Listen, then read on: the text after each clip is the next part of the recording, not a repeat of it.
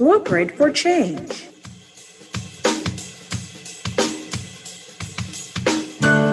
A plan to overcome challenges. Blueprint for Change. A guide to help create opportunities. Blueprint for Change. Thought-provoking conversations. Blueprint for Change. Why wait when you can contribute to the Blueprint for Change?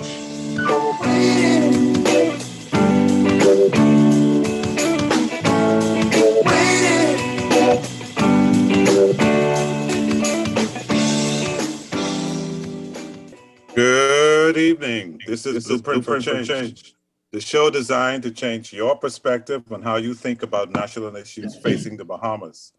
We want to help you discover your blueprint for change. I am your host, Michael Diggiss, along with host Dale Happy Knowles. Dale, listen, I think we're in for a treat tonight. You brought on a guest who, I have a particular connection to, and I guess both of us have a particular connection to. And she's going to talk about something that she was challenged to be who she is a long time ago. So I can allow you to introduce our guest and let's enjoy the night. Yes, good evening all. Thank you, Mike and Michael Diggiss and Associates for having us here today. Myself and Deb Enterprises. Yes, we do have a special treat for our audience today. And so we say good evening to the Bahamas. This evening, we will be treated by all the colors you see in the background there, but we will be exploring Edu.Ma.Cul.Cha, the lifeblood of the new built environment with Arlene Nash Ferguson.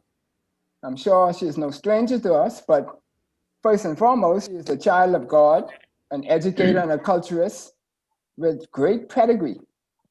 Her parents were H.O. Nash Sr., an educator, and Olga Bosfield Nash, I believe was in nursing. No? But I'm sure she will correct me. Yes. No, she was a secretary. Secretary, that's right. And so we look forward to the conversation because through those parents, she was able to go off to school and get a host of education, all the way up to Masters of Education in Administration and Supervision from my alma mater, the University of Miami, and good school for engineering.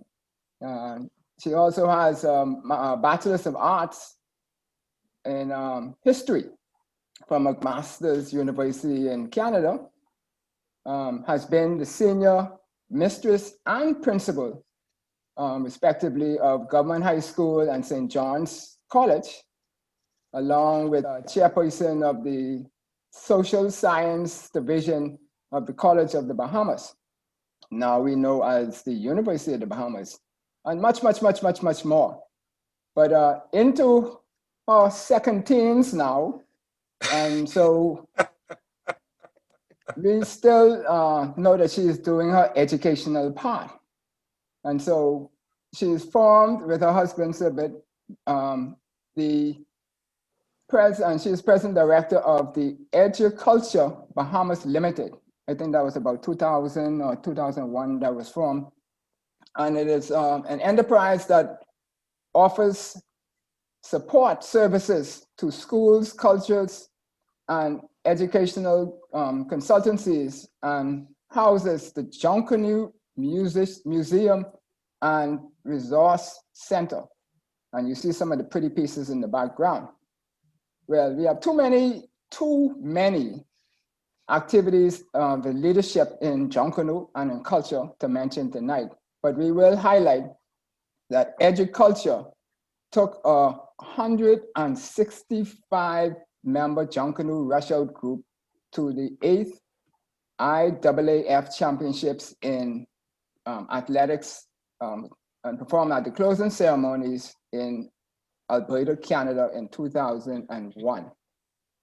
Spectacular, but above all, I know Miss Arlene as the queen of Junkanoo. That's my queen. Yeah, and nobody could take that from me. When you see her coming down Bay Street with that bright smile and those colors in the background, blessed with all the pizzazz, accentuated, like we say, with that smile and so forth.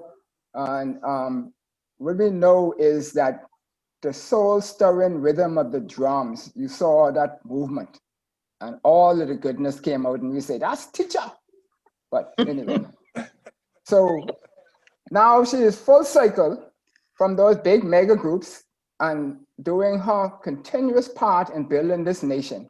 And we had to honor her tonight for being a member of the Conquerors for Christ Junkanoo group.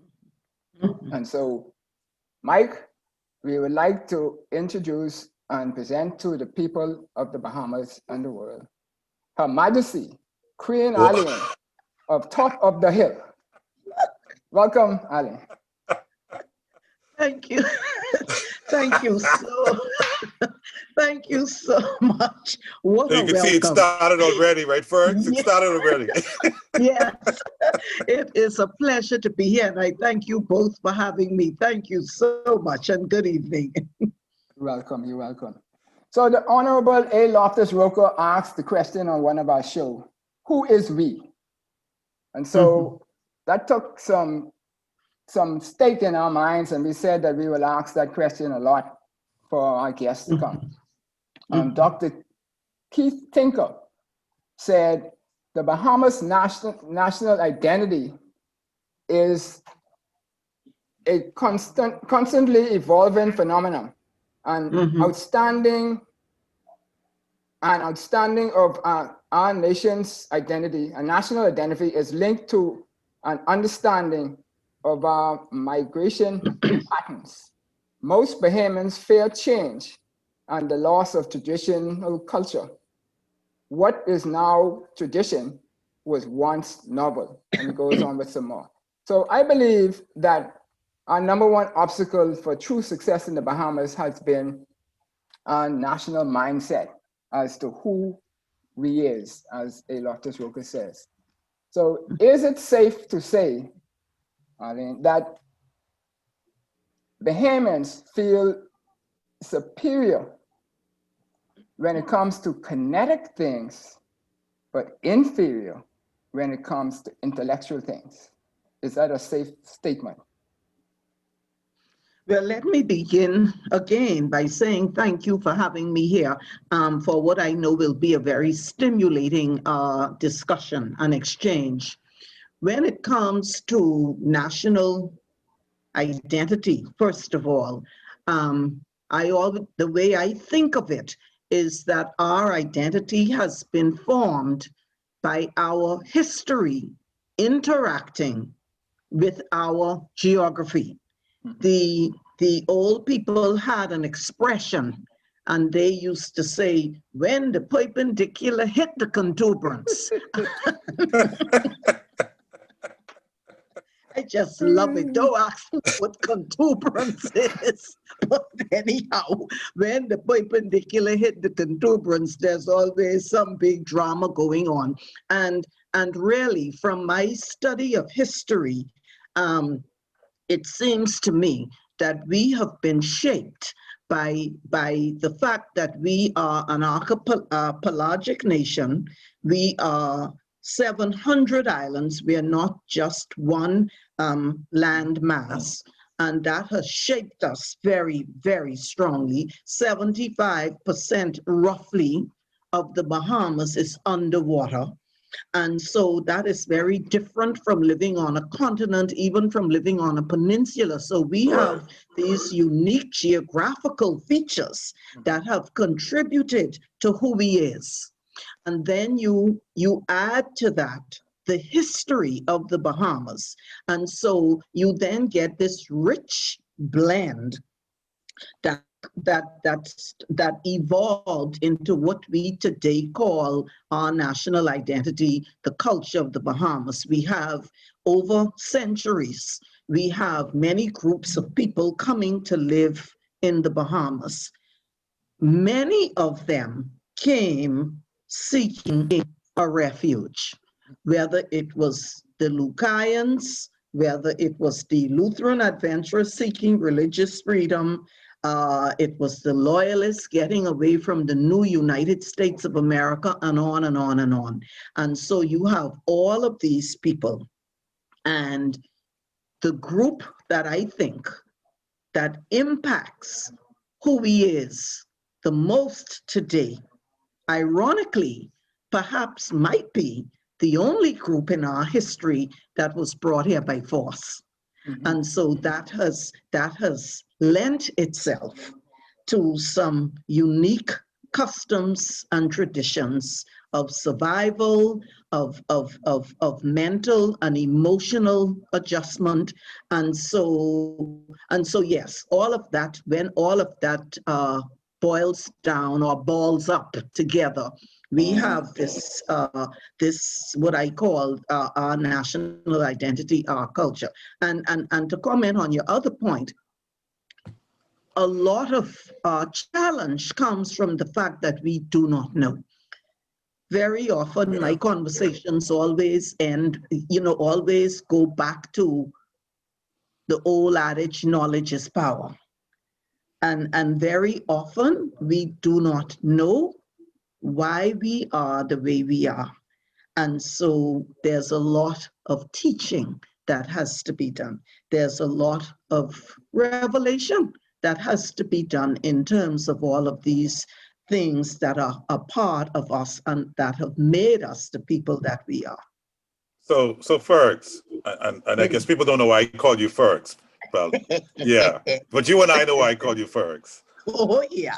Yeah, but you hit on some interesting points, and one of which we simply don't know. And so when you reflect on the struggles we are having now with this whole question of immigration. Yes. I mean, what is if we understand our history and in its proper context? Yes. Why are we still struggling? Maybe it's because we don't know. Maybe it's the rhetorical point. But if we understood our history, you think that may change our perspective on how we treat immigrants or how we see people as immigrants? That's a really excellent question, and I've never thought about that, Michael. But it could swing either way. It could strengthen the feeling that the Bahamas belongs to us, and we tired of people coming here, and it could also, like you say, be an enlightening moment, whereas we realize that this has happened throughout our history to our benefit. And it has strengthened us, when we talk about immigration today. I feel personally that the operative word is illegal. I think that is the operative word. I think that is what gets Bahamians backs up. Now, I may be wrong. I think it's the whole idea of somebody coming here without permission and breaking our laws. And some people may perceive that almost as disrespect.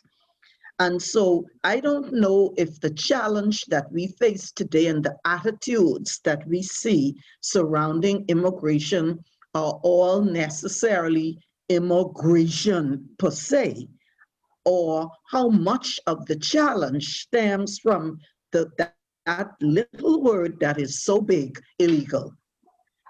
So how does that influence our identity then? Go back to Happy's point. How does that influence our identity? Well, this is how I feel about it. Let me just start in the middle and say, I feel that when you are in Rome, you do as the Romans do. And I think I'm starting in the middle. Okay, And okay. I think it is important that we know who we is, so that when people come into our country, that is very clear. This is the way we do it. This is the Right. Bahamas. It may not happen this way in other countries, but this is how it happens here. This is who we is. Okay. Yeah. So that's. Let me stop there for the moment. Yeah. So when we look at that whole picture, right? Mhm. Bahamians love for everybody to come here and bring their money. And we love to go and get the foreigners to come here to take all of the highfalutin jobs. But when it comes to the other foreigners, we don't want them here because they don't have no money and they probably taking the jobs that we probably could get. So when we look at that and we go back in time, right? We had almost 400 years of brutal labor in slavery days, and then almost 300 years of colonialism. One only affirmed us from a physical point of view, the kinetic point of view, and the other one made us subordinate in the intellectual point of view. So you as a Edu.Ma.Cul.Cha, well, then, do you agree with Malcolm Forbes' statement that the purpose of education is to replace an empty mind with an open mind? Let me tell you how I feel about, about education. I've never quite looked at it like that. The word, I always tell teachers, educators, the word comes from the Latin educare. Yeah. It means to draw out. It means to draw out that which is already within the child. That is what you are developing. And I always tell teachers this. So we are not here to jam all of this information and facts into a child's brain per se. We are here to try and discern the gifts that God has given them and to draw them out. That is what I think teachers are supposed to do. So I don't know if I necessarily agree with the empty brain and I can't remember what you said, but I don't know if I necessarily agree with open mind. Good. I just believe that our job is to develop and draw out what is already within the child. And you know, as you talk about that, I always, when I speak to teachers, I always tell them that we are the in crowd. We instruct. We interpret the world around for the children. We intuit what is going on in the children's lives. I tell teachers, sometimes for some children, your classroom is the only safe haven that they have in their life. You must intuit. And then teachers must indigenize. You must let them understand the country in which they are born and are growing up and the peculiarities of that country. You must make them proud to be Bahamian. You must indigenize. And my last in is you must inspire them to greatness and to go beyond, to self-actualize. And so that is what I say to teachers. We are the in crowd. Those are all the ins that you must follow. Yeah, so we function under pretty much two systems of education so far, the colonial and the Bahamian system, right? You grew up under the standards of an H.O. Nash, who are considered to be a highfalutin, not falutin, but high esteemed educator in the Bahamas, right? There's a big difference. And the vote. That's what I say. Yeah. But you know, Bahamians like falutin. They care on Yeah. That's another Bahamian trait. So growing up under the standard, tell us what is the significant difference between why we would have been able to accomplish in education what we did under the British system and not necessarily be able to do it under the Bahamian system, if there is a difference. Yeah, that is a good question. Let me begin by saying that my father died when I was 19 months old. He died in 1951. And so one of the regrets, even though it was, nothing that you could, nothing that I needed to regret, nothing that I did, Right. but I never had his wisdom, and I never had the privilege of learning from him, especially when I became a principal.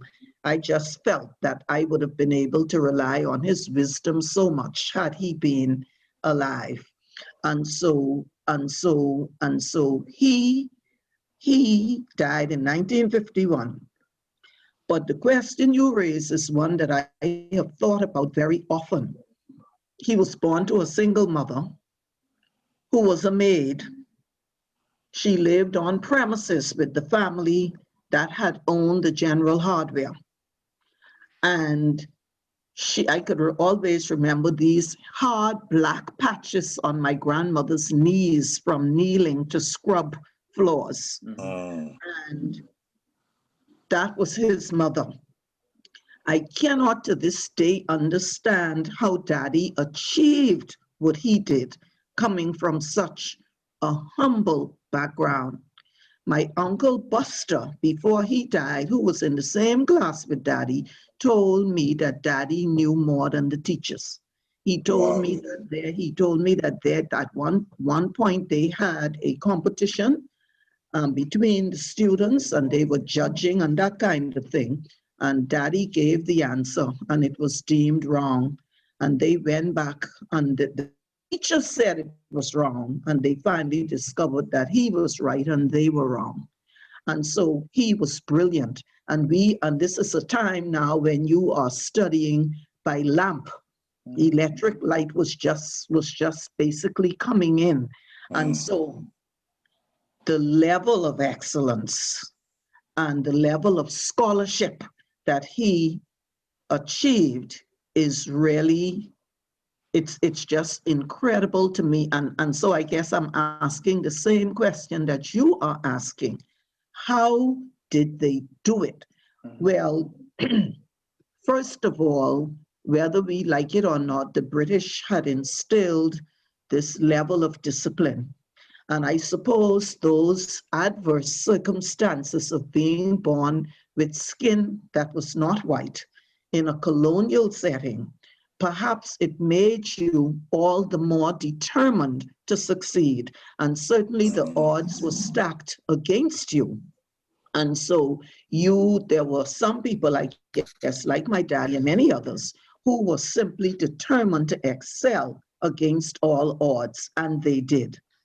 I don't know quite where the breakdown came. I can only speak from personal experience, and this is very, very subjective. And I'm not projecting my opinions onto anybody else. Yeah. But I'll tell you an experience I had that drove home for me the point that you were talking about. From St. John's College, I went to the government high school to do my A-levels.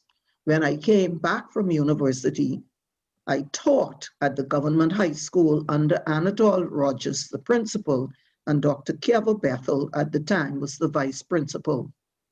The standard, as they say in football, was the standard. And it was just excellence straight through. And this had been continued from C.B. Bethel, who was the principal before, and on and on and on. In 1975, the government, for whatever reason, decided that the government high school would be no more as we knew it. I think it was described as a grammar school. And the government high school had basically the cream of the crop there. You had to take a common entrance examination. and you had to pass that to get into government high school. In 1975, when Anatole Rogers on the school's 50th anniversary, when Anatole Rogers was retiring, the decision was made, for whatever reason, to dismantle GHS as we knew it. Mrs. Rogers left me there as the senior mistress, and so it fell to me to help, to assist with the transition period.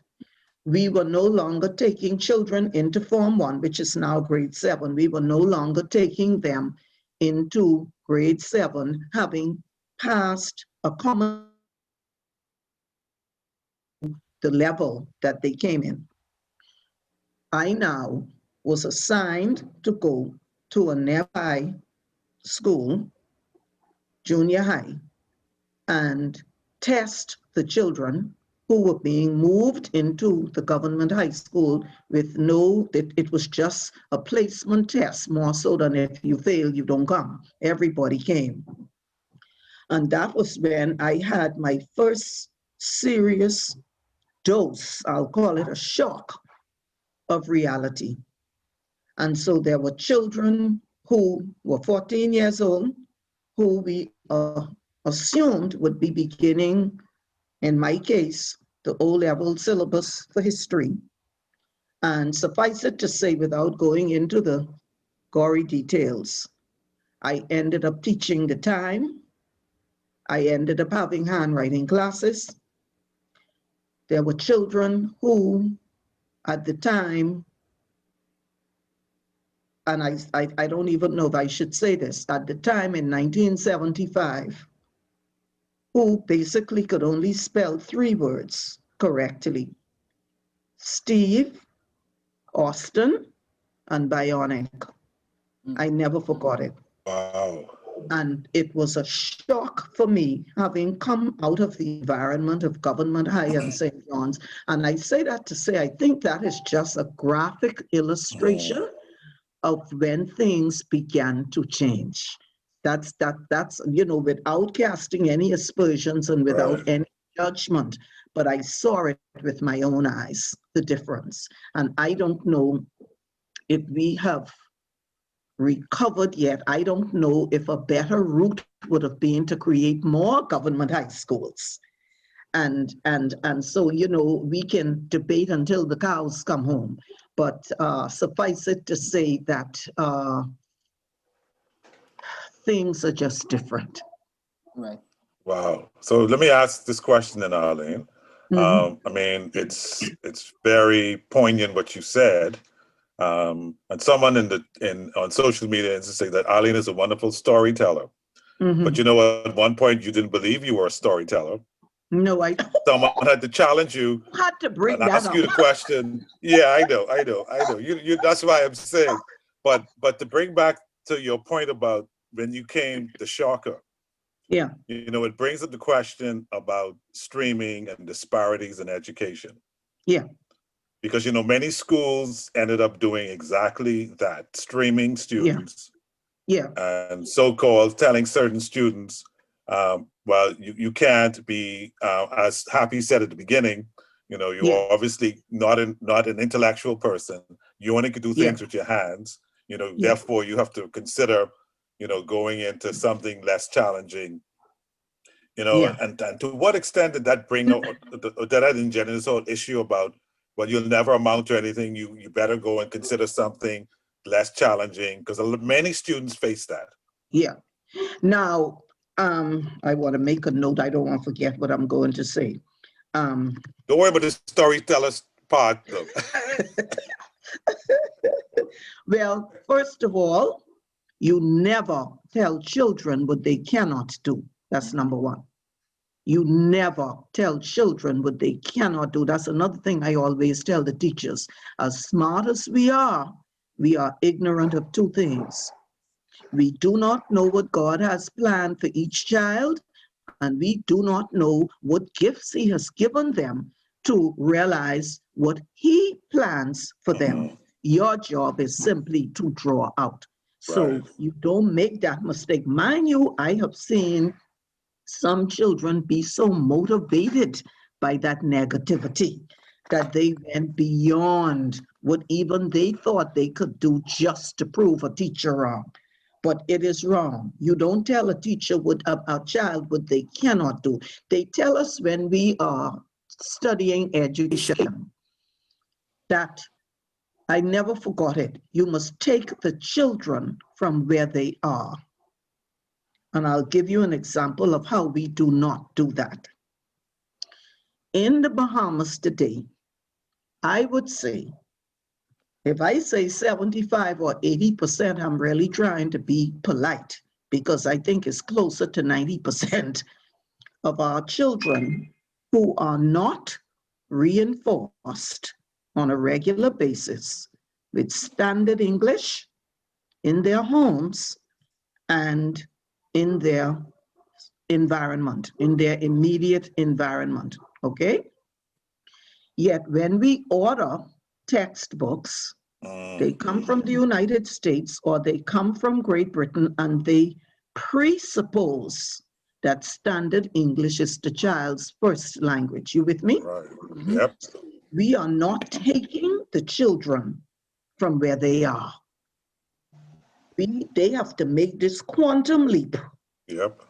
So we don't have the textbooks that embrace our English and help the children to translate so that they become bilingual. You with me? And so we have even grown-ups today who struggle with you see it every day on Facebook. Yeah. So Arlene, we See it every day. We can tackle that when we come back from the break. You see how quickly the time goes in hold that thought, right? Yeah. Yeah. So I can take us to the first break, Happy, and you it's all right. So Mr. Producer, we'll take our first break and we'll be right back after these brief messages.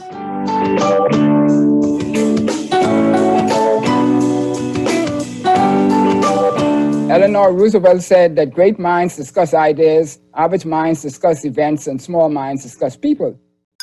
The ultimate design starts from thought, and thought is a product of one's mindset. Let's change our mindset from being employees to being employers, from being workers to being owners. Why don't we tell it the opportunity instead of the job, the job? I think one of the things that we need to understand first for us to appropriately, I guess, get the litmus test on how we see the creatives, how we see creatives in society in general, is how we understand and value our own creativity. What's the steps to get out of the rut? Leaders have to lead. Leaders have to lead. The challenge that we have is with the political the public sector, where they need to understand that the private sector should take the lead and they should be followers and listen to the private sector and let them take the lead role in causing the kind of environment that we need to happen. And like I said, politicians tend to want to take the lead and be discussing technical issues that they have no knowledge of. And that is the main problem and the mindset that we have to change, please.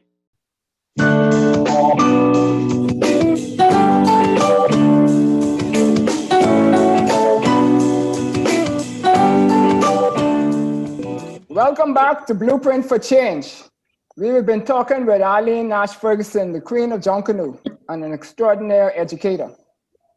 We've been talking about Edu.Ma.Cul.Cha, the lifeblood in the new built environment. So Arlene, on Facebook, we had a person Mrs. Kathleen McKinsey, who sends her amens to much of what you have said so far. And she said, "You are a beautiful lady in and out. Amen." Thank you. Thank God for her life and favor. Amen. Amen. Thank God. Yes. Amen. plenty prayer signs and love notes and all of that. good Thank Wow. you stuff so put in there. much. Thank you. Yes. So as we move on, in this segment, we normally tackle the creating the environment for success, the new built environment, what it takes to do that, and then also drawing the new built environment, the blueprint plan. So Peter Tuckers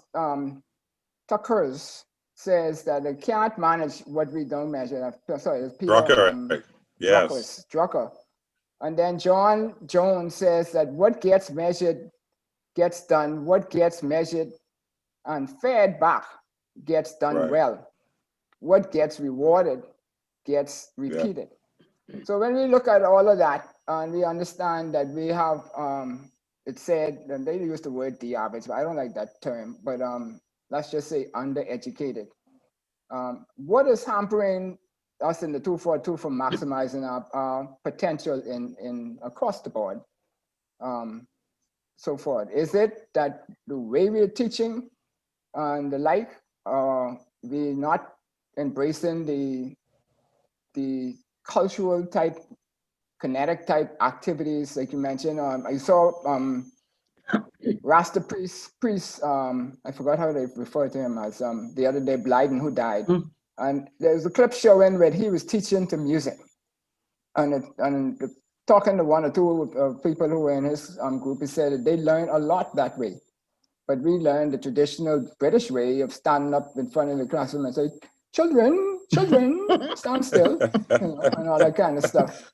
They don't, He looks that's well not trained, talking our right? language. Yeah, he's well trained. Hey, listen, my mommy would tell you I was a little bad boy in school, so I know they can remember some of them things they say.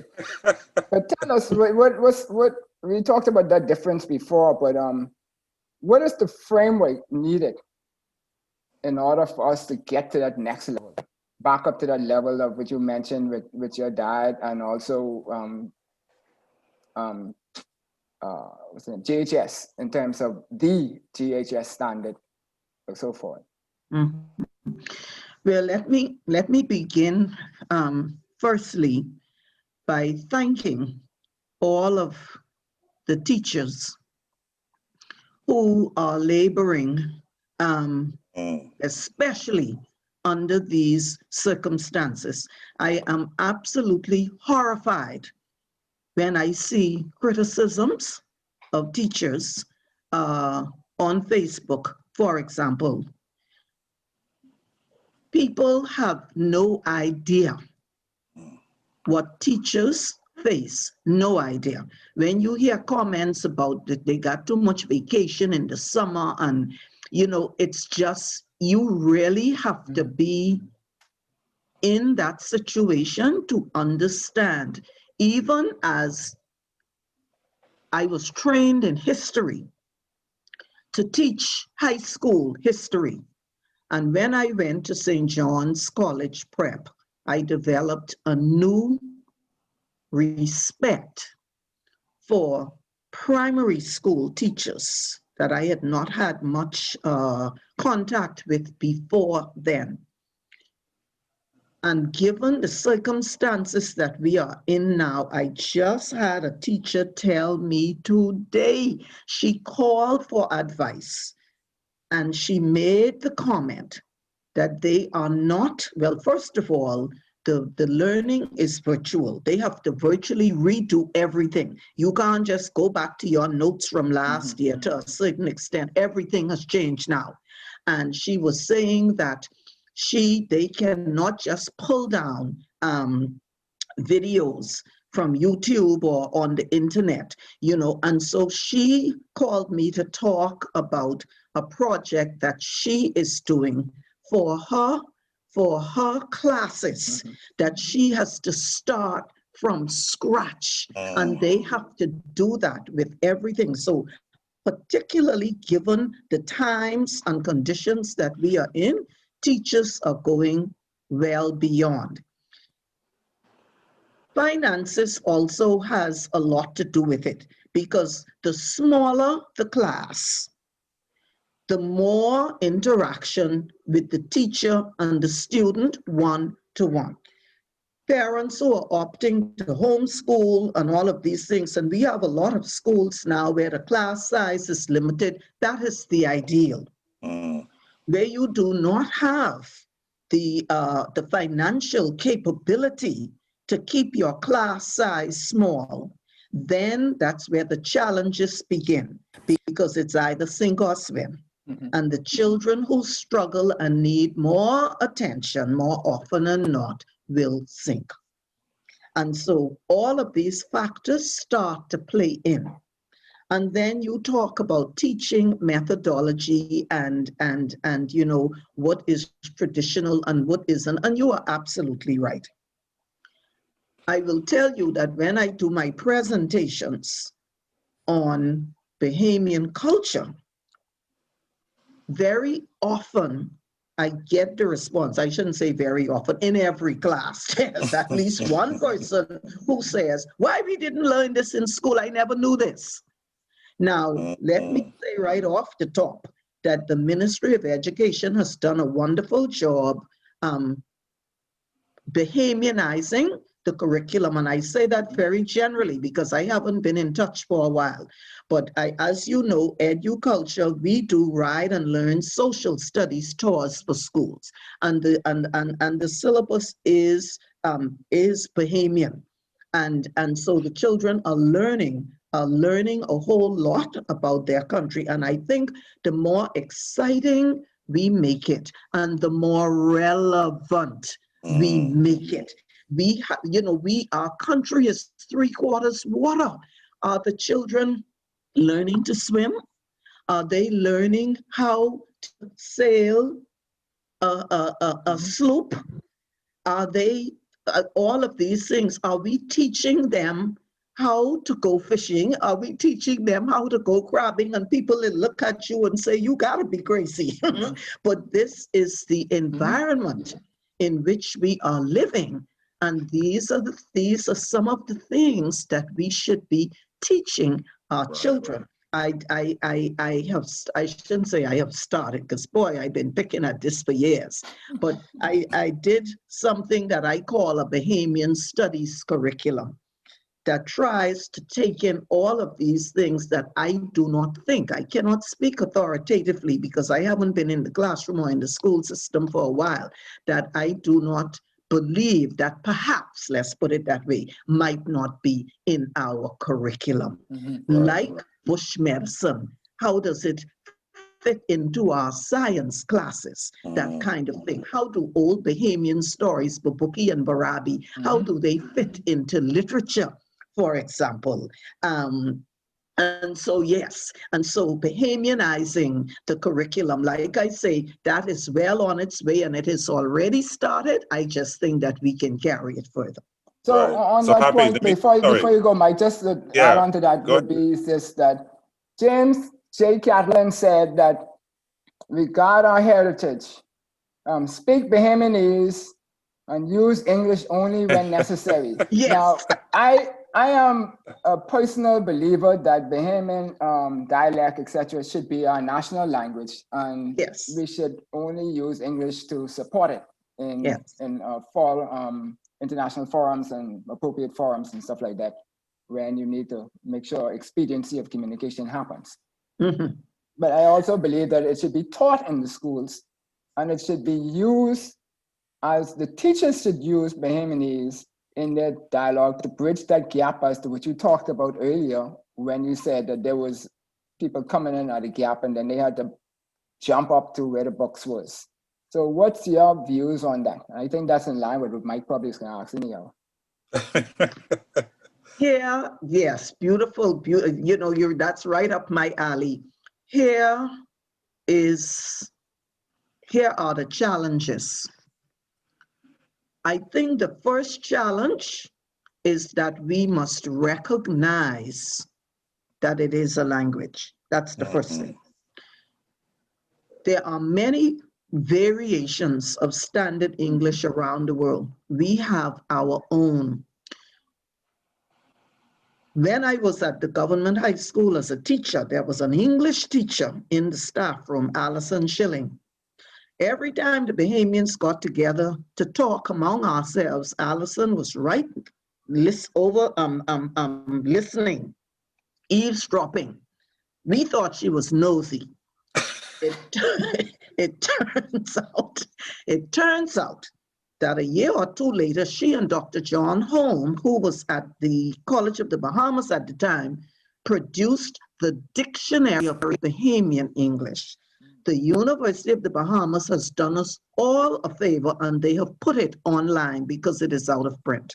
The dictionary of, when I saw that, I cannot begin to tell you how liberating that was for me, that somebody put my language on an academic footing and respected it enough to explain to me why I speak the way I speak. Contrary to the teachers when I was in high school who would denigrate you to the end if they heard you speaking what was considered to be broken English. So what I learned from the introduction of that book is that Bahamian English, and I'm not a linguist, and so I'm trying to stay very superficial here, that it is a language with a structure. That in a nutshell, this is my understanding, that in a nutshell, as a survival technique, because our ancestors had to be able to communicate with the British. They learned the English vocabulary, but they kept their African grammatical structures.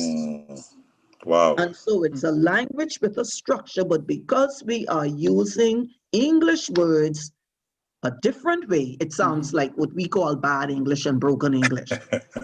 And so now, how do you get that into the school? And so at St. John's College, this was the challenge that I faced. Number one, there was no textbook. There still is no textbook that teaches language that incorporates Bahamian English. That's number one. Number two, we have many foreign teachers who have come here to help us to educate our children. They are not all familiar with Bahamian English, and if you do not have a textbook, they cannot teach it. Those were the challenges that I faced. My compromise was to do periodic presentations in assembly explaining to the school just what I told you with examples of the structure of our language. And what I did was I had signs printed. Some said standard English and some said Bahamian English. And there were zones in the school where you could only speak standard English.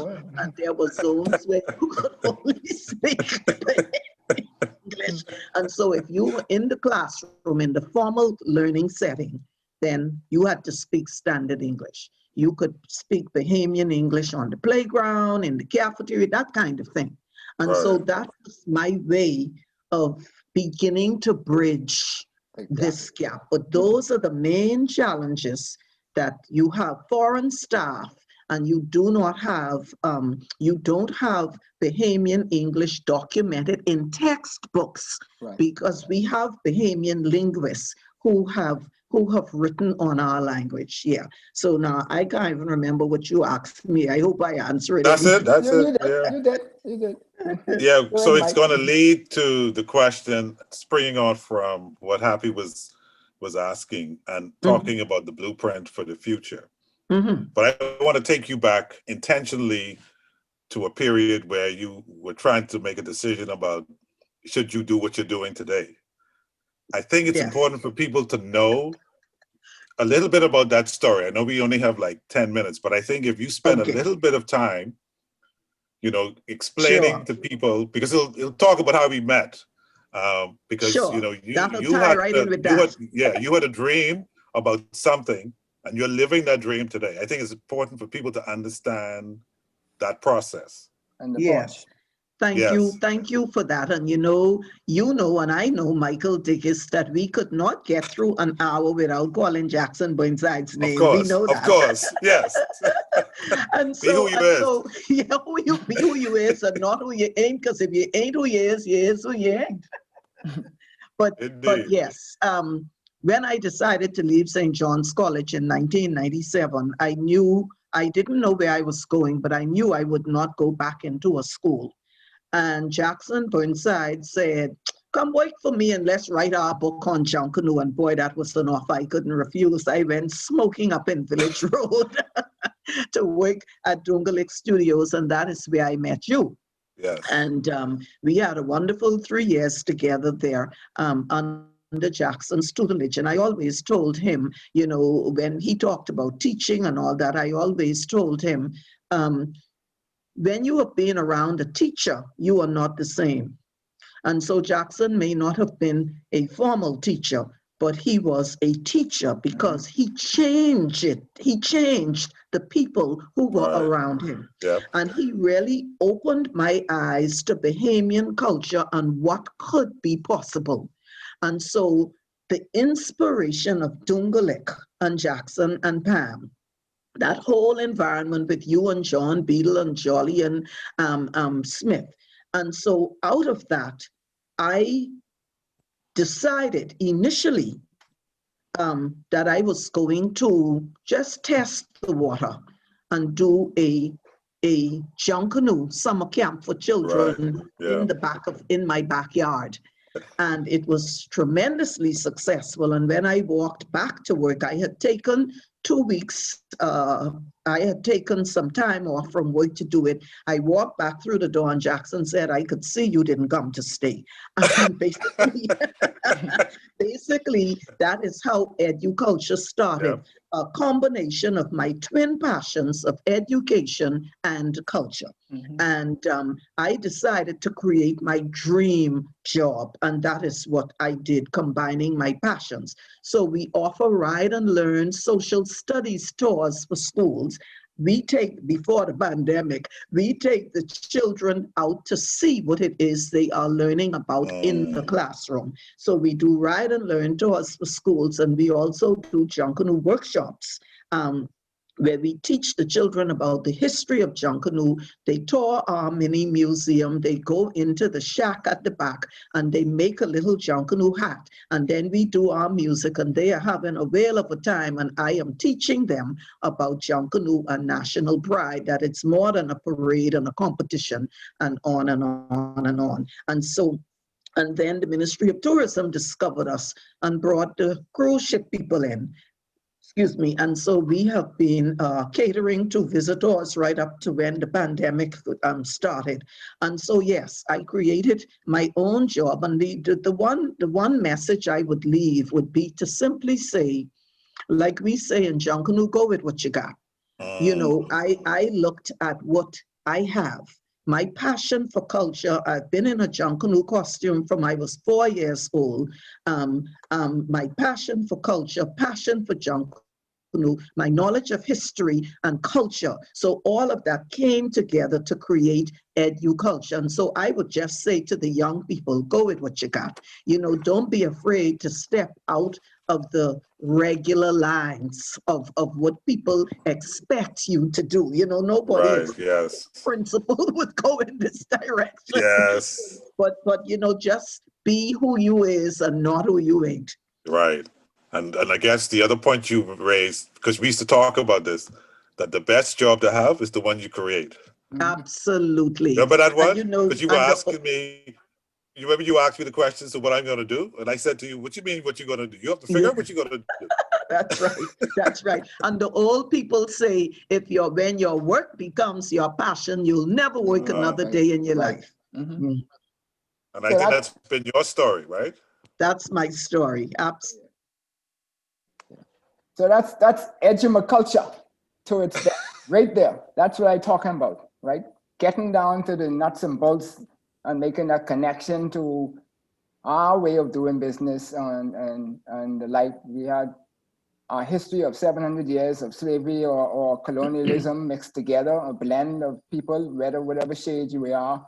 but we need to adjust to those things so that we can get the maximum out of our students. So those students who come to Educulture, what feedback do you get from the teachers in terms of whether their performance went up or down because they were involved in your program? That's an interesting question. We never thought to find that out, you know. And certainly when we rev up again, that will certainly be a statistic that we need to focus on, because we never, the only way we judge that is by the teachers who bring their children every year. And so you know that, yes, you know, they were pleased, and they do an evaluation at the end of the tour. We asked the teacher to let us have the feedback. And so, but we have never really gone as deep as to say, you know, in terms of their performances after that. But that is certainly a statistic I will begin to look at. Right. And so now as we continue on with this blueprint that we build in today's world, digital is a big item, right? Yeah. We started it some 30 years ago, but it didn't catch on as much in the public domain as it is now. And most of the children are Generation X's or Generation Y's and the like. How do we embrace learning in the digital environment, or even being creatively digital? We have, AI, artificial intelligence and all that coming along, and people could go in the shack and create these massive designs. Somehow we could translate that into providing an opportunity for the youth to be able to be successful in the digital arena also. What would be your thoughts on that? Well, let me put it this way. And Michael has heard Jackson say this so many times, you got to see what you're looking at. Yeah. And, you know, if I could just take a tangent off on the Junkanoo side, you know, Junkanoo embraces every discipline that's in the school, that's in the curriculum, every discipline. The history, geography, the language arts, you have to develop a theme, you have to research it, you have to write a synopsis, you're talking all of your business studies, you're talking accounting, you trying to find, to get material, you got a course out, and you have to factor in, you know, you're costuming 500 people, you're making drums, you got all the sciences involved, you trying to get a 15-foot costume to stand in the air while you dance in it. And the children will tell you they don't know what aerodynamics is, and they not good at science, but they will tell you if you spray WD-40 on the crepe paper, the color will jump back, but they will tell you they're not good at chemistry. And so I simply say that to say that we have all of these tools as we begin to reimagine the future and the blueprint for moving forward. We have to go with what we got, and we have to see what we are looking at. And all of these are tools, I believe, gifts that we have been given to develop ourselves and our children, but we have to see it.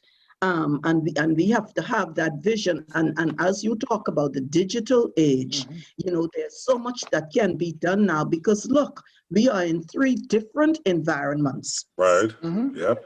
Broadcasting to the nation and the world, and we are talking to each other, but I didn't have to jump in my car to come down to Guardian Radio. And so we could pull in people from all around the world, you know, to help us to strengthen what it is we are trying to achieve. So I just think it's a very exciting, time, and we just have to embrace it. Yeah, so before we go then, tell, if I make you the chief advisor to government today. Oh, Lord. I'll try to get you in trouble, eh? No.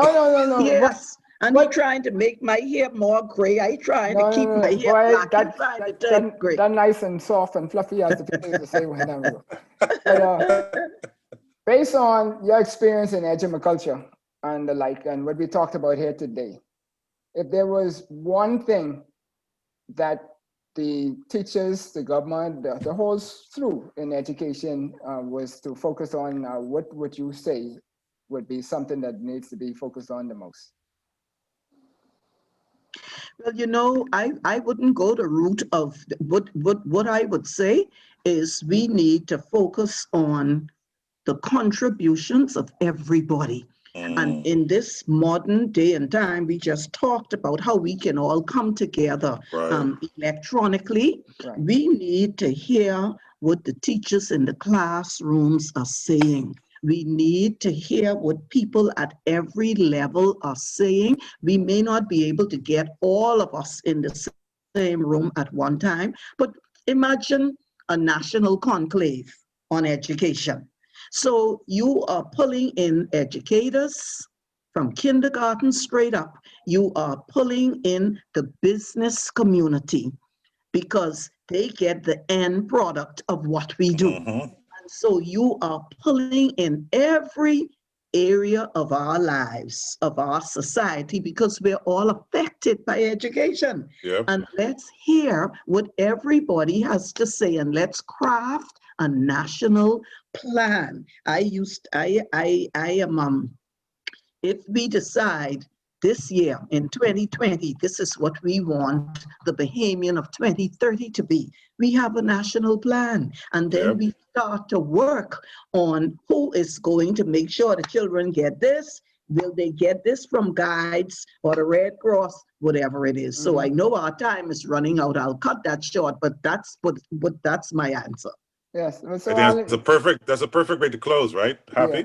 Yeah. So Arlene, we'd like to thank you very much for being on the show, and much love, much love from my brothers and sisters at Junkanoo 242 who says that they're here supporting you in the light as we move forward and stuff. So thank you. And I'm sure we will have to have you back, because that's only two of my pages that we touched on. I still got two more that we didn't even touch, right? Thank you so much for having me. Thanks, it really Fergs. it was beautiful. For coming back. Yes. Thank you. It was a privilege. Thank you both. Indeed. Yeah. So, and as we always say, we always want to encourage our listeners to follow the COVID protocols. We've been, the Prime Minister has relaxed a lot of things in the Bahamas, but that doesn't mean that we've reached the mark where we need to be. So we are all means, stay at home as much as possible. If you don't need to be out in the street, wash your hands, your face, cover your face with the mask, and then we need you to practice that social distancing, and by all means, do what God wants us to do. Love digitally. Thank you, Bahamas and listeners. Mr. Producer, you have been listening to Blueprint for Change, the show designed to change your perspective on how you think of national issues facing the Bahamas. We hope we have helped you to find your blueprint for change. Thank you and good evening. Yes, good evening. Good evening.